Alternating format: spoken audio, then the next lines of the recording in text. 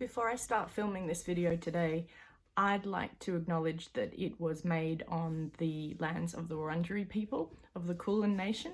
My studio here is actually situated on the banks of the Merri Creek, which is a significant place for the Wurundjeri people. So I'd like to pay my respects to any traditional custodians, past, present or future, who may be watching.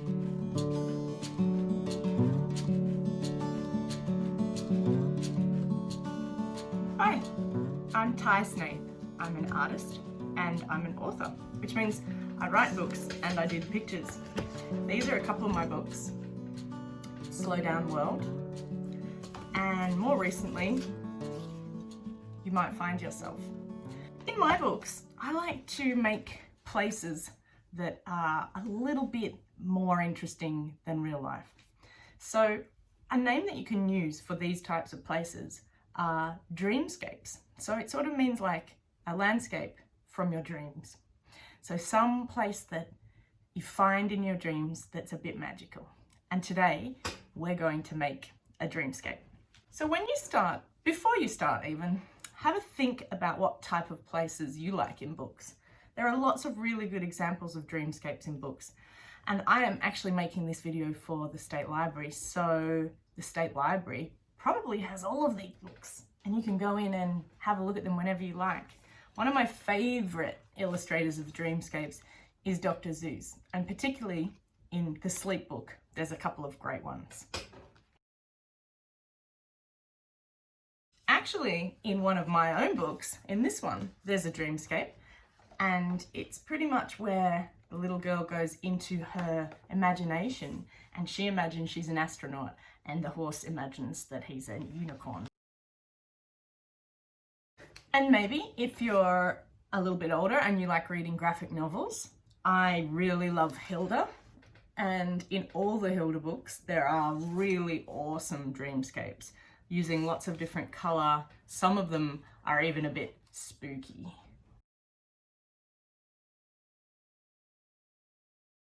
And one of the things that authors and illustrators do when they're making a dreamscape is that they might look to real books or natural history books or things that are found in real life to get some inspiration. So I have a big collection of books that are all about things found in the real world. So this one is all about flowerless plants. And some of these flowerless plants are pretty weird. Like, you can't even imagine that they're in real life, but they are. One thing you can do is also look through history books or on the internet for really weird real life plants to get some inspiration for your dreamscape. And actually, I made a big artwork for the State Library, which was a huge wall of exactly this process.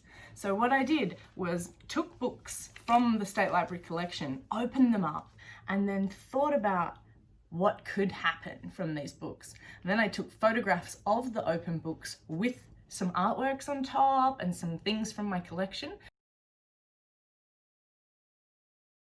And then we made them huge on the wall. And the idea was that when you open a book, you are kind of going into another world, like you're going into your imagination. And every time you open a book, so many things are possible. So many worlds can grow out of those books and those ideas.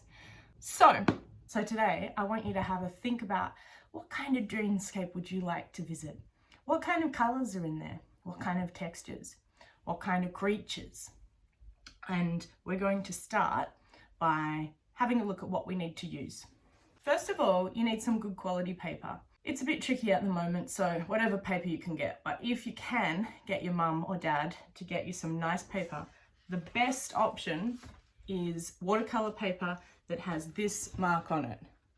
It says FSC.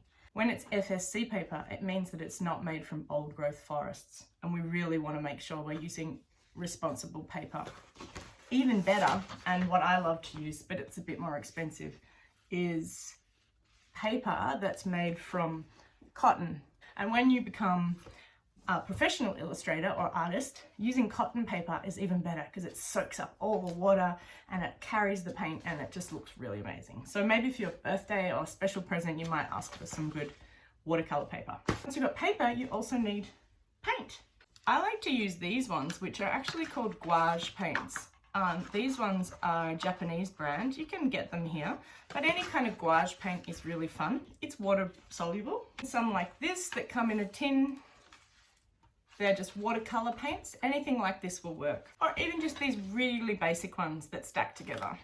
These kind of primary school watercolor paints, they're not that expensive. You can get them from most art shops. These will work too. For watercolor paints, you need water. I just get an old plastic container, some water. You also need brushes, a big fat one, a soft one, a tiny little one, and a floppy one.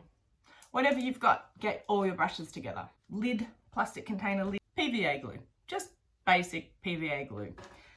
Oh, and you also need a hairdryer. You might want to ask your mum if you can borrow hers. It just makes the process a bit quicker. You can dry your paint and speed it up. The other thing you might want to sort out before you start is just some newspaper and put it down on the table where you're working. So if you don't have a desk or a studio to work in, you might want to work on the kitchen table, but please make sure you cover it because otherwise mums and dads, they get a bit mad. Okay, so we're going to start our process today by painting a background. So you need one sheet of your watercolor paper. You want to make sure you've got somewhere good to paint where you've got nice light and you can see what you're doing. Put something underneath that's going to protect your table, some newspaper. And you want to get your paints, a big brush, a nice big brush, and the background is just one color, a wash of color. So you really want to get lots of water onto the paper and lots of rich color. Maybe it's a sunset and you want it to be, you know, reds and pinks. Or maybe it's at night and you want it to be like a deep, rich blue. Have a think about what your dreamscape looks like in the background and then paint one big nice sheet and we'll put it aside to dry.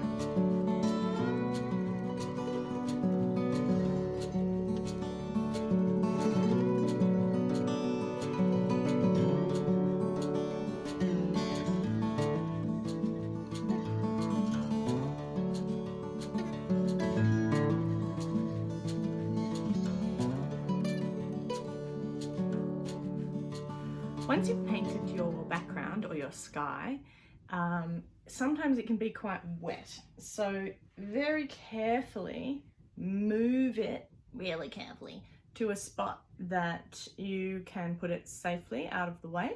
And then maybe if you can, if you have one, you can use your mum's hairdryer and just very gently from quite a long way back like this, just give it a bit of warm air and that'll help it to dry.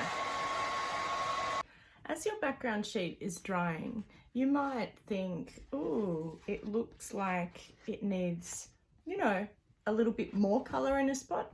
And it's okay to go back and get your brush and add some patches of color that you might want to create a certain effect.